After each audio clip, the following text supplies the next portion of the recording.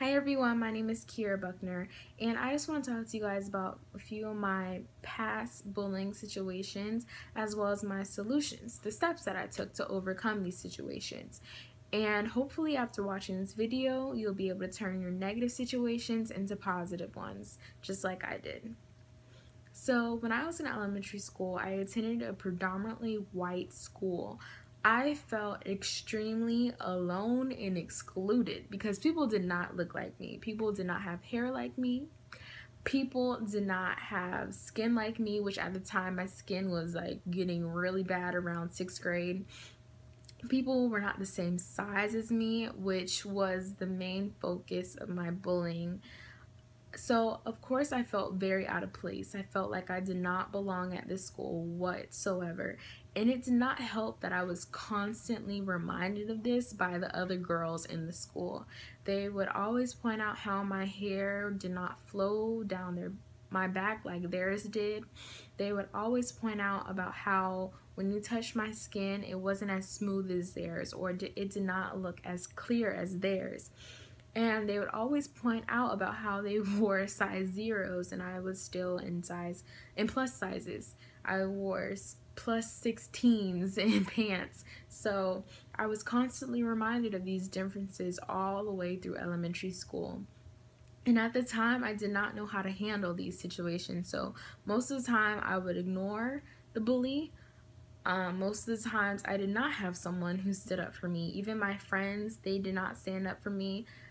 They did not know what to do at the time, so I just kind of ignored it.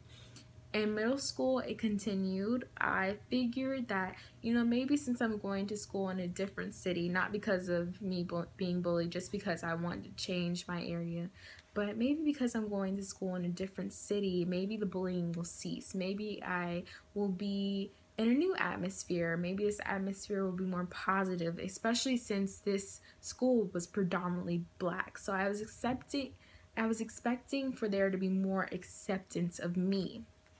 But people were not that way. The majority was, but a few people still looked at my weight especially as something that set me aside from them. It set me aside from them in an extremely negative way. I was pointing out about my nose being too wide, which it is. I accept that now. Whatever. I was pointing out about how I used to play for the fat girl teams when I was doing sports. I was pointing out about how my family, they had weight issues and I had weight issues too. And when I had kids, they were gonna also have weight issues. So, those were the things that they used to tell me. They also said that I had a wide load. I wasn't going to be able to fit into size zeros because I was too fat and chunky for those clothes. And, those things hurt.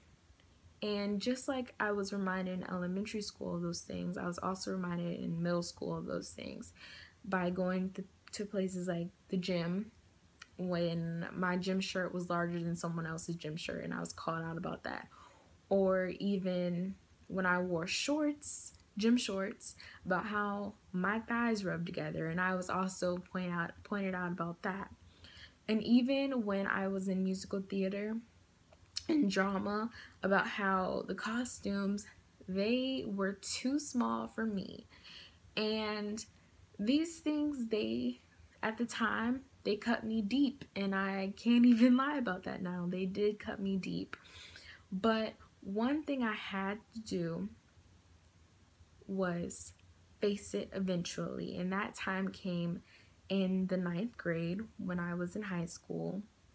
And one thing we have to face, if we're gonna be real, let's just be honest about it. In my culture, we are taught if you are bullied, you better fight back, and if not, you will suffer the consequences when you get home. So I had to come up with creative ways to handle these bullying situations. I wrote mirror notes. I would write positive quotes on my mirror and kind of stick them up there, but I would always take them down so nobody else would see them. I would also stop comparing myself to other people. I had to realize that I am not like those other girls. I accepted my curves. I accepted my my oversizedness. I accepted everything about me. I accepted my acne because I knew it was going to get better.